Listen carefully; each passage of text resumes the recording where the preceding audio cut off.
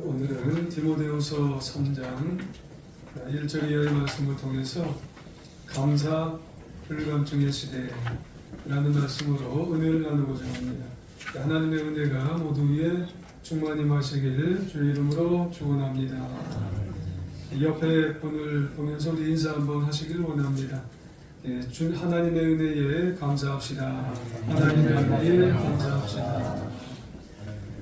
오늘 본문 디모데후서의 말씀은 사도 바울이 쓴 서신서입니다. 이 디모데후서는 이 시대의 마지막 시대, 말세가 오면은 어떤 현상이 나타날 것인가에 대한 그런 증거를 한 말씀이에요. 특별히 이 디모데후서 3장에 보면은 마지막 시대에 나타날 징조에 대한 것들인데, 인간의 내면적인 것에 어떤 모습들이 나타날 것인가에 관한 그런 말씀입니다. 참고적으로 마태복음 24장은 우리 말세의 위적인 것들에 대한 것에 나타날 것들에 대해서 자연의 이변이 나타날 것이고, 또 재난이 나타날 것이고, 전쟁이 많이 나타날 것이다, 이렇게 이제 말씀을 하고 있어요. 그걸 외적인 징조다, 이렇게 표현을 해요. 근데 오늘 디모데후서 3장 말씀은 말세가 점점, 마지막 시대가 점점 오면서 우리 인간들의 내면에는 이런 것들이 많이 이제 생길 것이다. 그래서 19가지를 이제 표현을 하고 있어요. 그래서 이 19가지의 표현은 인간 사회적인 현상과 관련을 해서 인간성 타락과 같은 내적 징조, 내면적 부패성에 관한 것들을 이제 표현을 언급을 하고 있어요. 19가지라 그랬는데, 오늘 1절에서 5절 맨 마지막 절에 보면은 경건의 모양은 있지만은 경건의 능력을 부인하는 사람들이 참 많아질 것이다, 이렇게 말씀을 해요. 이것을 이렇게 표현할 수 있어요.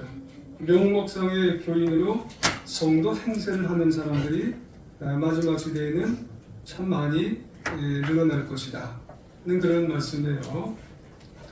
겉으로는 그리스도인인 것처럼 많이 행세를 한다는 거예요.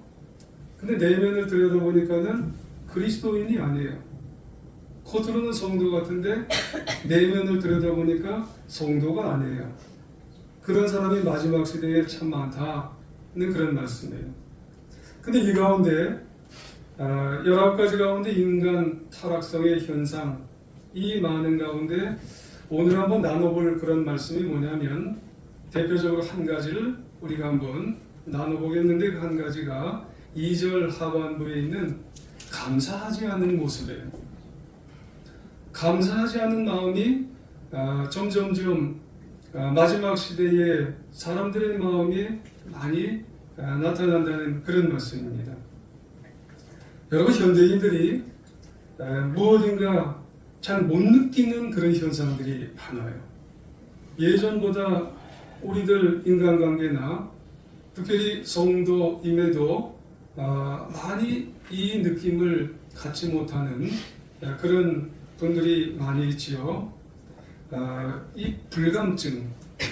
여러분, 불감증이라고 하는 것은 무엇인가 하면 감각이 둔해졌어요. 점점 익숙해져서 별다른 느낌을 갖지 못하는 것이 이게 불감증입니다. 오늘 이 시대에 만연하는 이 느낌, 감정이 바로 이 불감증인 것 같아요. 우리도 이 불감증에서 자유로울 수만은 없을 것 같다 생각이 들겠습니다. 여러분, 뭔가 민감해야 되는데 민감하지 못하고 느낌을 여러분 느낄 수가 없어서 그냥 그런가 보다, 민감하지 못하는 그런 마음들을 많이 갖고 살아요. 그건 그렇지 뭐.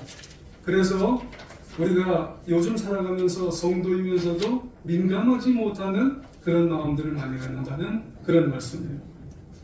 송정님이라는 작가가 감동의 습관이라는 글에서 이런 말을 했어요.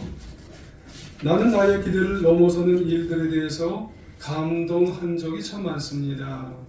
생각지 못한 선물을 받고 예상을 뛰어넘는 성과를 얻고 뜻밖의 나를 알아주는 누군가의 마음을 느꼈을 때 나는 감동을 느낀답니다. 근데 문제가 있음을 곧 알게 되었대요. 그런 일들이 반복이 되어졌을 때 오히려 감동으로부터 내가 점점 뭔가 멀어지는 느낌이 들더래요.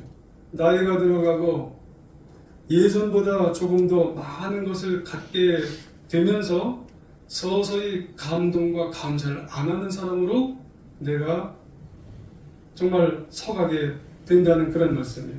멀어져 간다는 말씀이에요. 감동이 없어지더래요, 인생에서. 감사하지 않는 사람이 되어버린다는 그런 말씀이에요. 그렇습니다, 여러분. 이런 감정, 감동, 여러분 모든 것에 너무 익숙해지니까 그래서 무감각한 사람이 되어버린다는 그런 말씀이에요. 한마디로 불감증의 사람이 되어버린다는 그런 말씀이에요. 여러분 불감증에는 종류가 많아요. 의학적인 것도 있고 도덕적인 것도 있고 안전에 불감증인 사람도 있고 안보에 불감증인 사람도 있고 오늘 우리가 말하는 감사에 불감증인 사람이 마지막 시대를 살아가면 참으로 많다는 그런 말씀이에요. 감사를 몰라요. 감사를. 사람과의 사이에서도 감사를 모르고 하나님은 또 안 보이니까 더 감사를 몰라요. 하나님이 은혜를 주셨는데 하나님의 주신 은혜 주나 보다. 나는 가져가나 보다. 하나님에 대해서 은혜를 모른다는 말씀이에요. 그러니 감사를 몰라요. 그러면 왜 인간, 우리 성도는 감사를 잘 하지 못할까 하는 말씀이에요. 당연히 감사해야 할 경우인데 감사하지 못하고 오히려 불평, 불만, 원망을 하는 거예요. 왜 그럴까요? 죄인이기 때문에 그런 거예요. 근본적으로 보면 우리가 죄인이기 때문에. 그래서 하나님께서 베푸신 은혜를 감사해야 하는데 하나님에 대해서 점점 무감각해지게 되는 거예요. 그래서 하나님에 대해서 너무 익숙해져 있어요. 사람들이 익숙해졌어요. 처음에만 조금 1월 달에 반짝하다가 그 다음에는 2월, 3월 그런가 보다. 그냥 하나님은 그냥 맨날 주시는 분인가 보다. 그렇게 된다는 거예요. 애들도 마찬가지예요. 애들도 처음에는 아버지 어머님한테 정말 큰 거 주시니까 감사합니다 그랬다가 매일 엄마 아빠가 주니까 아빠 엄마한테 감사를 몰라요. 무감각해져서 그래요. 그래서 감사 불감증이 가정에서도 일어나고 우리는 하나님한테도 일어난다는 그런 말씀이에요. 그래서 은혜에 대해서 감사하지 않는 시대가 되었다는 그런 말씀이에요. 그래서 2절 하반부에 뭐라고 그랬다고요? 감사하지 아니하며. 여러분 이 말은 감사하지 않는 사람들이 그렇게 많다는 거예요. 자세히 살펴보면 감사하지 않는 이 말의 헬라어는 아카리스토스라는 헬라어예요. 이 말의 본뜻은 은혜를 모르는 사람이래요. 여러분 은혜를 모르니까 감사하지 못하죠. 여러분 우리나라 말로 배은망덕한 사람이 되어가고 있다는 말씀이에요. 여러분 은혜를 모르는 사람이면 하나님이 주신 은혜에 대해서 은혜를 모르니 배은망덕하게 하나님 앞에 우리는 살아가게 될 수도 있다는 그런 말씀이에요. 로마서 1장 21절에 보면은 하나님을 알되 하나님을 영화롭게도 아니하며 감사하지도 아니하며 오히려 그 생각에 허망하여지며 미련한 마음이 어두워졌나니 그래요. 하나님을 아는데 왜 그래? 하나님을 알되 라고 하는 이 말은 뭐냐면 스스로 안다고 생각한다는 거예요. 그렇죠? 마지막 때가 되면은 나는 하나님을 스스로 안다고 생각하는 안채하는 그런 사람들이 많다는 거예요. 그러니까 외적으로 그냥 스스로 외면적으로만 행세를 하는 그리스도인들이 많다는 거예요. 그러니 영원롭게 할 수 있나요, 하나님은? 그러니 감사할 수 있나요? 그러니 미련한 그런 모습으로 이 성도로서의 삶을 살아가게 된다는 그런 말씀이에요. 그러므로 우리 인간은 마음 가운데 무엇을 알아야 되냐면은 은혜를 알아야 돼요. 그래야 감사하죠. 따라서 그 영혼 가운데 은혜가 없는 사람, 은혜를 못 느끼는 사람은요, 그 무엇으로도 하나님 앞에 가져도 은혜를 모르는 사람은 감사가 없어요. 계속 욕심부리죠. 그런 삶이 하나님 앞에 진정으로 올바른 그리스도인으로 살아갈 수 있을까요? 전도서 5장 10절에 보면은요, 은을 사랑하는 자는 은으로 만족하지 못한대요. 풍요를 사랑하는 자는 소득으로 만족하지 못한대요. 다 헛것이래요. 야고보서 1장 14절 이하에 보면 오직 각 사람이 시험을 받는 것은 자기 욕심에 끌려 미혹됨이니 욕심이 잉태한 즉 죄를 낳고 죄가 장성한 즉 사망을 낳느니라. 하나님이 없는 사람은요, 하나님의 은혜를 모를 때 결국은 마지막은 이제 멸망이라는 그런 말씀이에요. 여러분, 감사를 잊어버리면 안 됩니다. 하나님이 나를 여기까지 지금까지 이만큼 살아가게 하신 것은 다 하나님의 손길이요, 하나님이 인도하심이요, 하나님이 보호해 주셨기 때문인데 그걸 잊어버리고 나면 결국은 사망이래요. 하나님이 손 떼면은 안 돼요. 하나님이 손 떼면 영혼에서 손 떼고 육체에서 손 떼고 우리의 가정에서 손 떼버리면 네 마음대로 한번 살아가라 이러면은 안 된다는 그런 말씀이에요. 은혜를 알아야 된다는 그런 말씀이에요. 불감증에 걸리면 안 돼요. 감사 불감증에 걸리면은 안 된다는 그런 말씀이에요. 여러분, 중요한 것 뭘까요? 여러분, 인간이 행복하지 못하는 게 소유가 적어서 행복하지 못한가요? 중심에 하나님이 없어서 행복하지 못한 거예요. 여러분, 그러니 자꾸 채우려고 하다가 어려움이 생기는 거예요. 톨스토이의 사람에게는 땅이 얼마나 필요한가, 이런 책이 있어요. 소설책인데 짧은 책이에요. 한 소장농이 있어요. 그는 땅을 빌려서 농사를 짓는데 추수한 후에 소장농이니까 주인에게 토지세를 다 갖다 바치는 거예요. 그러니까 먹고 살 게 얼마 남지 않겠죠. 늘 궁핍한 거예요. 그러니까 농부는 너무나 마음이 아플 때 어느 날 마귀가 나타나서 그에게 제안을 하는 거예요. 네가 하루 동안에 열심히 뛰어서 밟는 땅을 내가 다 주겠다고 그랬대요. 하지만 하루 동안에 열심히 뛰어서 해가 질 때에 네 집으로 돌아와야 그렇게 되지, 그렇지 않으면 무효라는 거예요. 농부는 하겠다고 열심히 뛰는 거예요. 조금이라도 땅을 더 얻으려고 점심도 안 먹는 거예요. 물도 먹지를 않았어요. 할 수 있는 대로 크게 원을 그리면서 뛰었어요. 땅을 확보했어요. 해가 질락말락할 때 처음 출발했던 그 지점 집으로 돌아왔어요. 그때 그는 너무 힘들어서 숨을 몰아쉬고 그 즉시로 죽고 말았어요. 여러분 돌아간 그 사람에게 소유가 뭐가 있겠어요? 그 2평밖에 없어요. 한 평인가요? 한 평반에서 2평의 땅밖에 없다는 그런 말씀이에요. 많은 사람들은 그것도 지금 불행한 이유가 무엇일까요? 감사를 못 느껴서 그래요. 갖기만 원하는 거예요. 갖기만 원하는 것. 나를 보호해 주신 하나님의 은혜가 뭔지를 모르는 거예요. 사실 따지고 보면 우리 모두는 옛날에 비해서 얼마나 많이 여러분 소유하고 있나요? 5년 전, 10년 전에 비하면은 얼마나 많은 것들을 누리고 있어요. 그럼에도 감사가 없어요. 더 욕심내는 거예요. 그냥 다 가지려고 욕심내고 불만을 가지고 심지어는 원망까지 해요. 하나님께 다 원망을 하게 되는 거예요. 여러분, 원망을 하다가 하나님께 정말 감사하지 못하는 그런 마음을 갖게 되어지면은 여러분 어떻게 우리 마음은 하나님을 잊어버리면 안 돼요. 잃어버리면 안 된다는 그런 말씀입니다. 여러분 이런 말이 있습니다.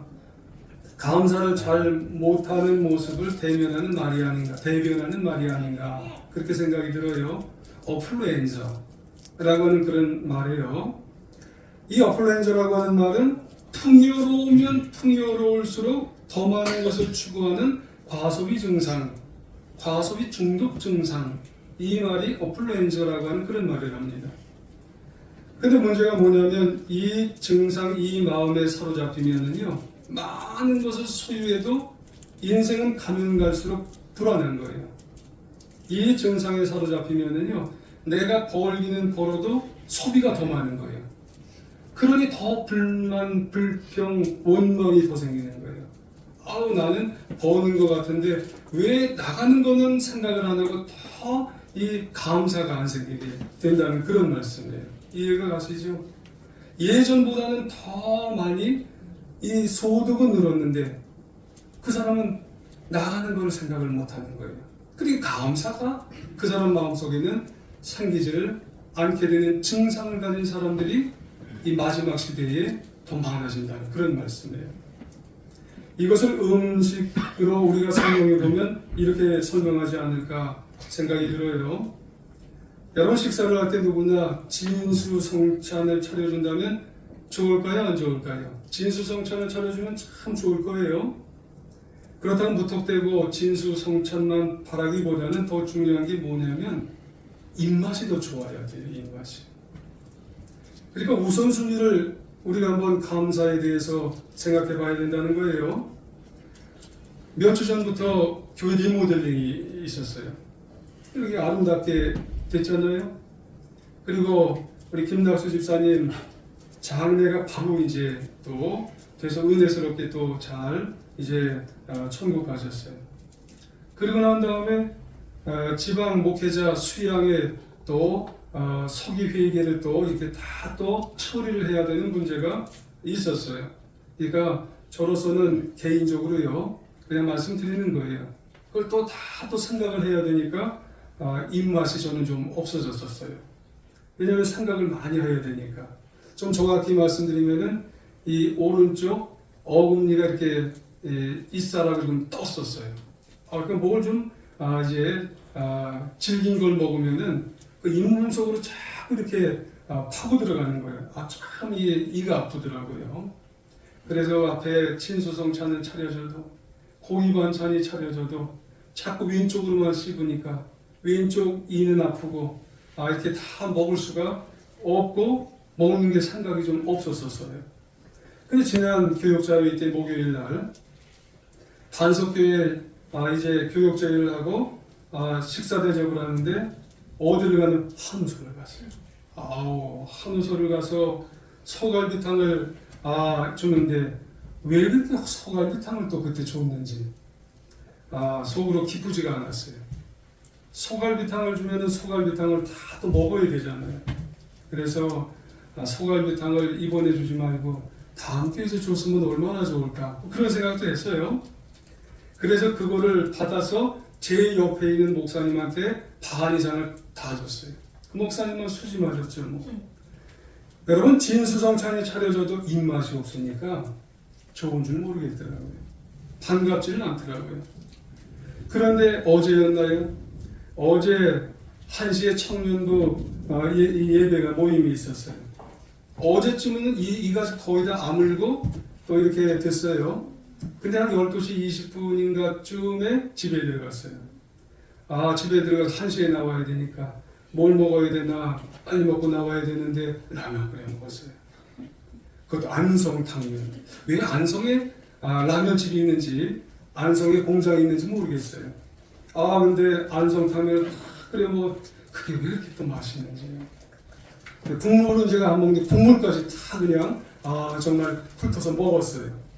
그러면서 차가운 겨울 날씨, 가을 날씨에 국물이 정말 감사하다 생각이 들었어요. 여러분 입맛입니다. 입맛.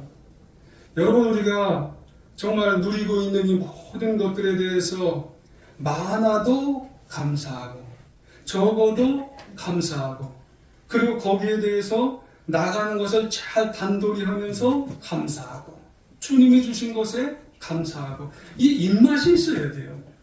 영적 입맛이 있어야 돼요.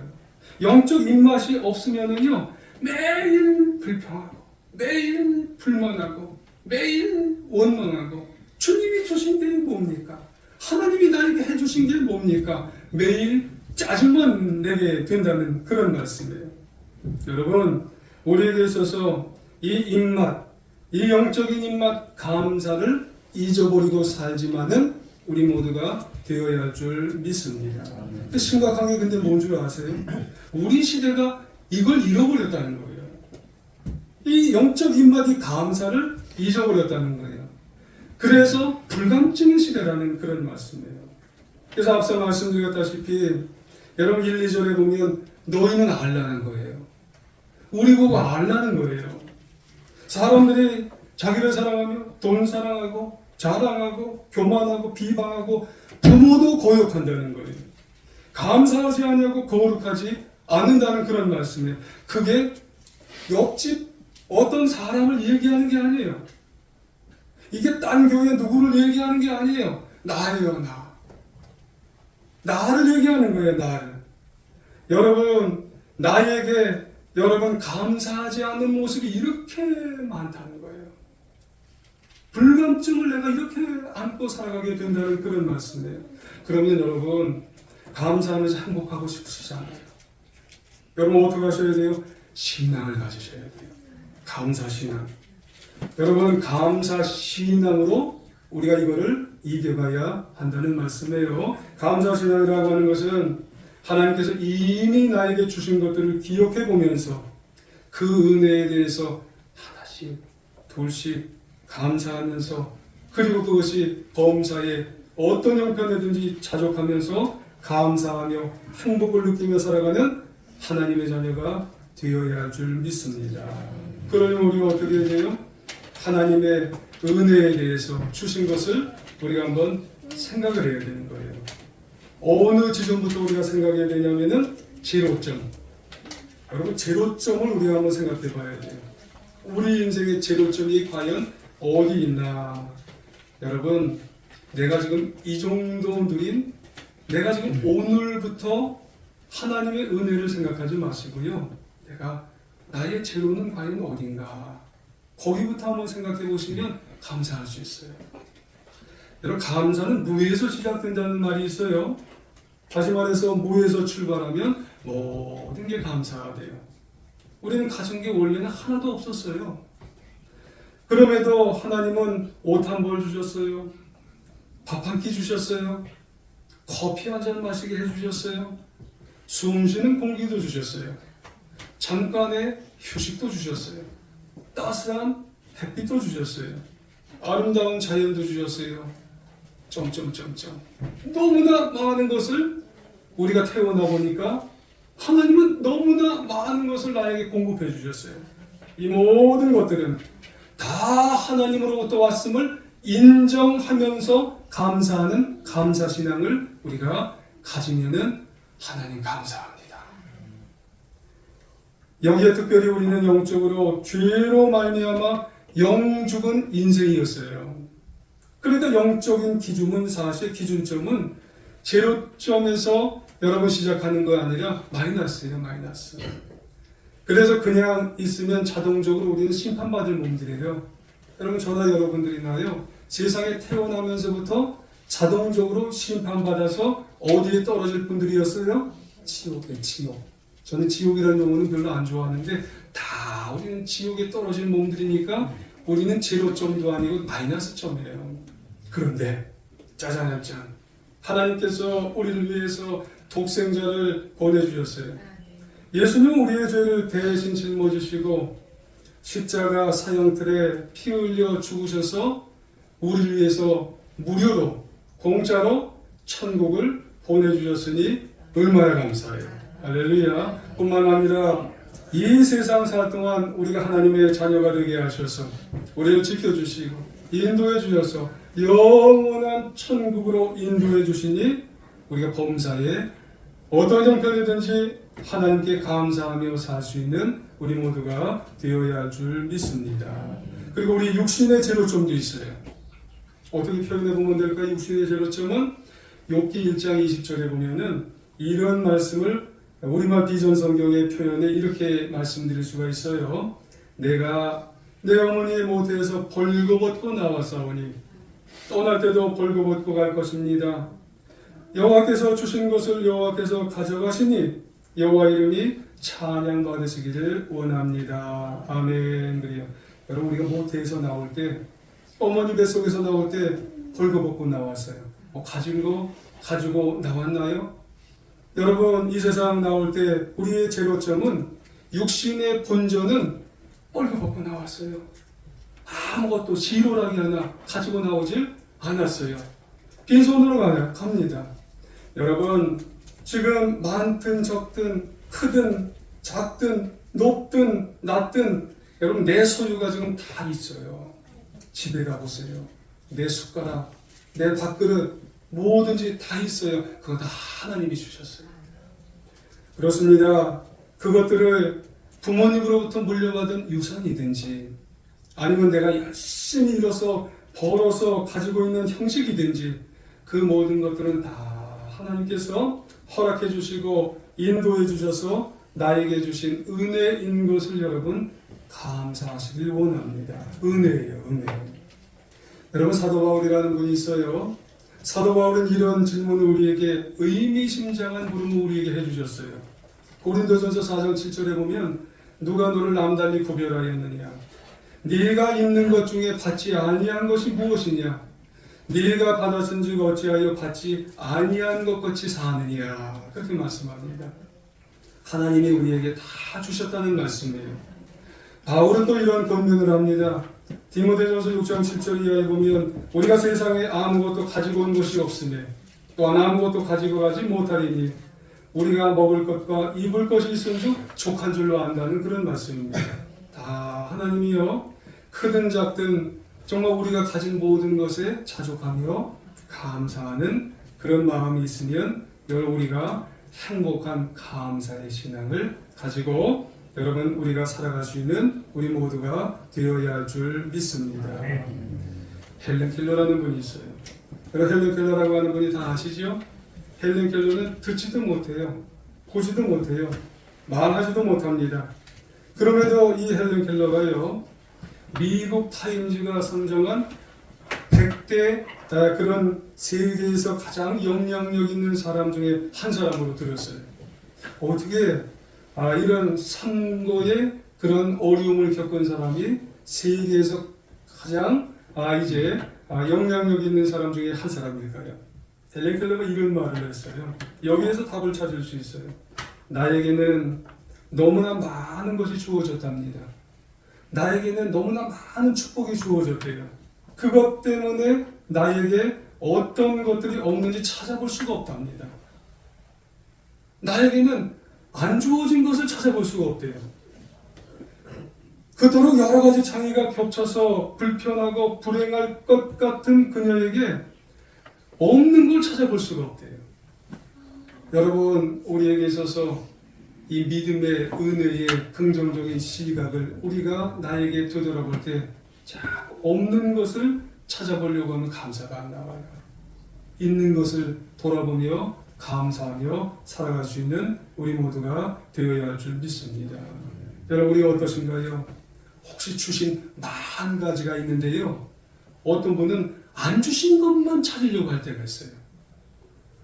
그래서 갖지 못한 한 가지 때문에 갖지 못한 한 가지 때문에 원망하고 불평하고 짜증내고 괴로워하는 그런 사람이 있어요. 그것만 집중하는 그런 사람이 있어요. 그래서 그게 걸림돌이 되는 사람이 있어요. 오늘부터 주신 것에 감사하며 누리며 기뻐하며 행복해하는 그래서 감사 불감증이 아니라 하나님 이것도 주셨네요. 저것도 주셨네요. 너무너무 감사합니다. 불감증에서 여러분 그거 다 띄워버리고 이제 감사하고 사람들 안에서도 감사하고 하나님도 감사해서 우리 인생 감사가 넘치는 하나님의 자녀가 되어야 할 줄 믿습니다. 아무쪼록 사도 바울처럼 헬렌 켈러처럼 인생의 어려움과 장애에 집중하는 것이 아니라 하나님 주신 은혜 복을 묵상하면서 감사를 회복하고 남은 인생 승리하며 살아가시는 우리 사랑하는 우리 성도님들 다 되시길 간절히 주의 이름으로 축원합니다. 여러분 기도합니다.